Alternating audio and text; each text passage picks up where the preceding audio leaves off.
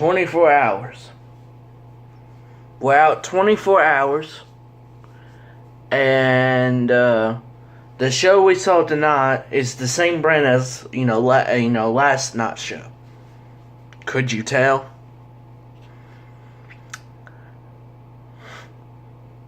You couldn't tell that tonight's show is still being, the same company as last night's show.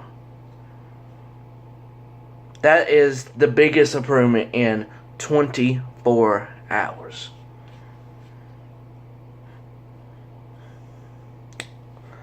I mean, how can one show be so good and the other be so awful?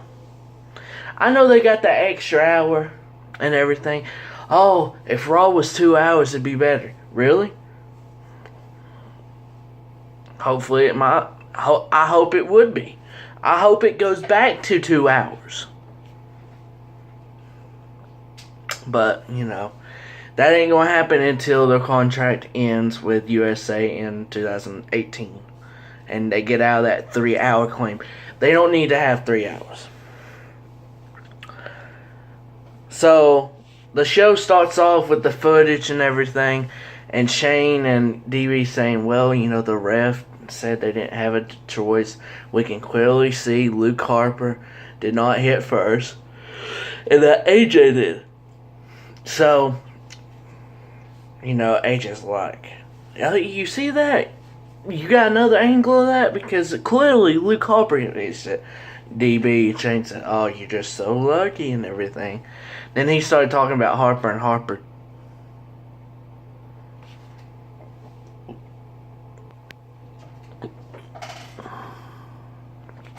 And that was very funny.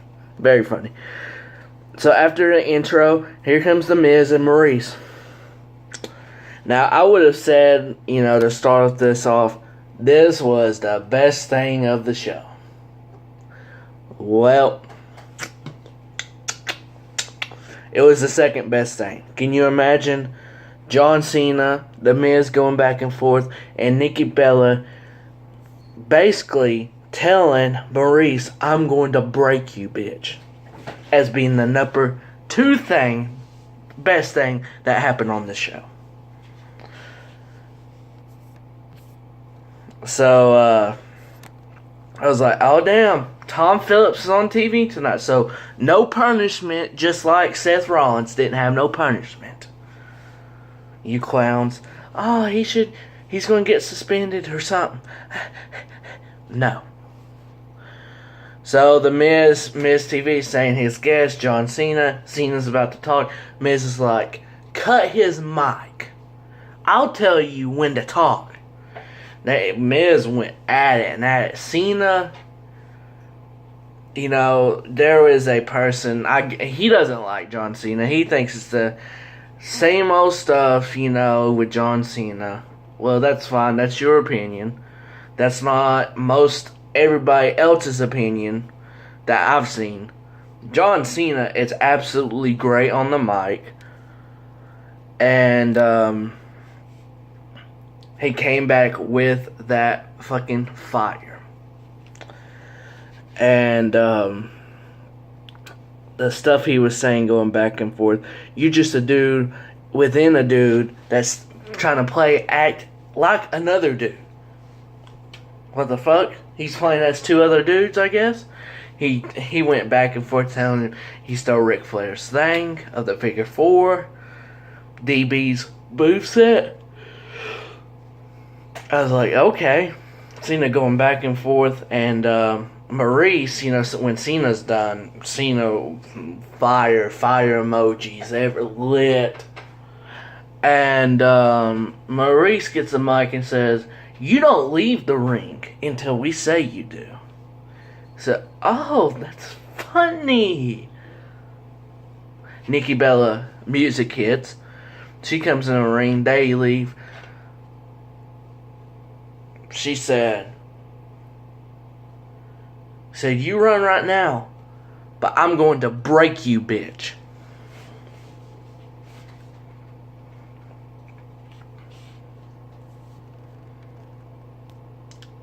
Wow.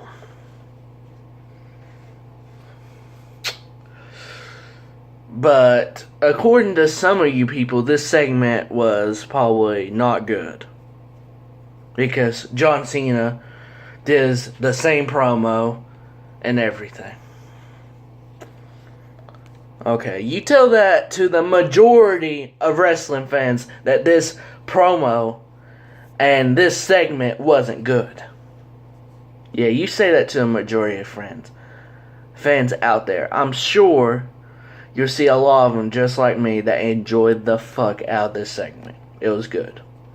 Next up, we had Becky Lynch versus Mickie James in a 2 out of 3 falls count anywhere match. Mickie James got the first pin like most of the heels do. And Becky would do a roll-up pin and get the second pin and everything. And the third pin was kind of tricky. It was kind of tricky. Alexa Bliss came out, and so Becky was looking and everything. Mickie comes and does a forearm, hits Alexa. Becky does a roll up. Mickie James reverses it. Becky kicks out of 2, and the disarmer tap out, and Becky Lynch wins. Now I saw some of you, and some of you like, oh, Mickie James, what is she, a jobber now? Do you realize she is 37 years old, 36, 37 years old, and everything? Do you realize she's back to put over talent? Not to win every time. She's not going to win every time. She's going to be like a Jericho. But probably win even more than Jericho. Come on now. Come on now. So, you know, whatever some of these people, and I'm going to give you a big shout out. Jen Wrestle, at Jen, WRASSLE. Go follow her. Very good wrestling fan. It's been a long day working out, I'm sorry. Someone asked, has there ever been a 2 out of 3 falls count that went 2-0? I said, I don't think so. And she said, yeah, against Cesaro. Ziggler beat Cesaro in Hell in a Cell 2014 2-0. Wow. I didn't know that. So Tommaso Ciampa from DIY said Hardy Boys versus DIY. What an interesting tweet. So next up was Luke Harper versus AJ Styles. Now this right here was a little confusing. So I didn't want to tweet out something, out of the, saying, oh, AJ won. So the first go around. Now, they did a commercial break during this match. No. So AJ firstly won with a phenomenal forearm. But Harper's foot was on the bottom rope. Ref didn't catch it. Shane came out and said that. Then they go to the outside. Styles is right there. Harper does a super kick, meaning that AJ hits Shane. AJ Styles right there. He did a 450 splash. 1, 2, 3. So he's the one that took the advantage from this. So I am really guessing. People are saying Harper versus, Shane. No way. No freaking way. Somehow, Shane is going to take away Styles' win or something. I'm pretty sure. If not, then I'll be surprised. And I'll be glad because it, looks like we're going to see a triple threat. I think Harper, I don't know what he's doing, but I really do think he's going to be in the title picture, I think. So JBL, at the clown he is, he was reading off the thing, and then he looks up, starts talking about, you can get the Fastlane pay-per-view 3. And he said, you can see Kevin Owens' face. Goldberg. He looked down. He didn't know who Kevin Owens was facing. That goofball, man. There's a segment backstage. Cena and Nikki Bella was fixing to talk. Here comes Ellsworthy and Carmella. Carmella's, doing the same thing. Yeah, tell him, Jimmy? Or something like that. And, I was like,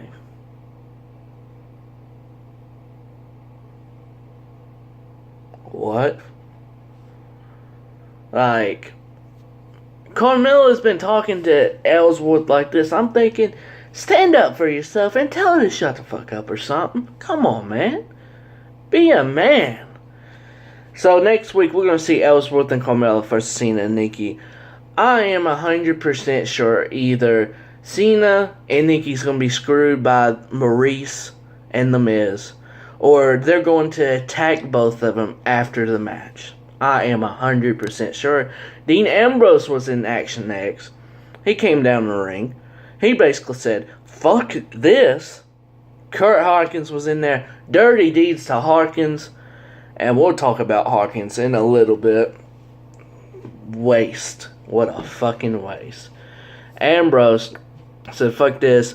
Great ass promo by Ambrose and Baron Corbin to set up a future match at WrestleMania 33. Chair match would be next. And I had to block 2-3 people tonight. Over here talking about how John Cena, his wrestling skills are bad. So he didn't have a good match with AJ Styles about 3 times. Kevin Owens. Who else? He's had great matches with everybody. And another note before this chairs match. Mike Bennett and Maria are gone from TNA. And this just shows how bad TNA Anthem Sports are. You're going to let go of them, Drew Galloway, and the Broken Hardys. Good job, TNA. You're just great. So Ziggler won here. Ziggler did a move on the steel chair and then did another one. Throat and then to the chest. Very painful. Apollo Crews sold this bitch really good. 1, 2, 3. Apollo Crews actually attacked Ziggler before the match. I like where this is going. So Ziggler won here. Bray Wyatt was next to end Smackdown Live. And before that, Mr. Kirk Hawkins. He said, and your winner by disqualification, Kirk Hawkins. I'm streaking, baby. Undefeated in 2017. Fact at WWE. Hashtag Smackdown Live. Wait a minute. We about to be in March. So you went 2 months without fighting, and you're undefeated. You want a golf clap? Are you fucking kidding me? You're a waste of fucking talent. Complete fucking waste. It's unbelievable. So here comes Bray Wyatt out. Orton shows up on the screen saying, you said you gave me the keys to the kingdom. Well, I'm here at the kingdom. And holy fuck. We know Orton would turn on Bray Wyatt. He turned on him tonight in a fucking big way.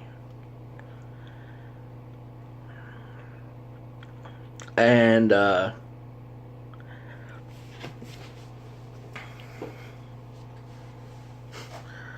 you had 2 of the best segments you will see in a good while. And the last segment with Wyatt and Orton, it's the best one I've seen in fucking years. In 5 years at least. In 5 years. Probably the best one I've seen since the CM Punk pipe bomb. And Orton was talking about Sister Abigail and what are these worms doing? They already disgraced her. What else is left? I'm going to burn her to the ground. And I'm going to make you feel it. And Wyatt is in the ring and oh my god, he is losing his shit. I've never seen Bray Wyatt lose his shit like this. This segment was like I said, it was the best since the CM Punk pipe bomb. And the Daniel Bryan, everyone in the fucking ring yesing and, looking, wanting authority and everything. Best segment since that. And,